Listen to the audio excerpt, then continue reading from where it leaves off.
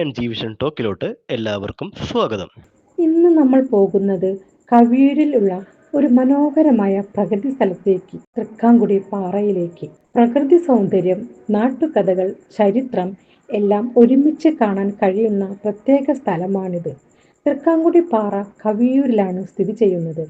തൃക്കാങ്കുടി എന്ന് പേര് വന്നത് ദിവ്യവും ദൈവികവും കൂടിച്ചേർന്ന എന്നർത്ഥത്തിലാണ് ഈ പേര് വന്നത് എന്ന് നാട്ടുകാർ വിശ്വസിക്കുന്നത്. ദേവസംഘങ്ങൾ ഒരിക്കൽ ഇവിടം കൂടിച്ചേർന്നിരുന്നുവെന്നതാണ്. പാണ്ഡവർ വാസം ചെയ്തിരുന്നുവെന്ന് പറയുന്ന പാണ്ഡവൻ പാറയ്ക്കൊപ്പം ബന്ധിപ്പിച്ചും ചില കഥകളുണ്ട്. പാറയുടെ രൂപങ്ങൾ ദേവവിഗ്രഹങ്ങളെപ്പോലെ തോന്നുന്നത് കൊണ്ടാണ് ഇതിന് ദൈവിക മഹത്വം ഉണ്ടെന്ന് നാട്ടുകാർ കരുതുന്നു. ഇതിന്റെ അടുത്ത് തന്നെ തൃക്കാങ്കുടി ഗുഹക്ഷേത്രവുമുണ്ട്. പാണ്ഡവർ ഇവിടെ വന്ന് പൂജ നടത്തിയതായി പറയപ്പെടുന്നു. തൃക്കാങ്കുടിയിൽ എത്തുമ്പോൾ ഉയർന്ന പാറമുകളിലിരുന്ന് ചുറ്റുമുള്ള ഗ്രാമങ്ങളും പ്രകൃതിയും കാണുന്നത് അത്ഭുതകരമാണ്.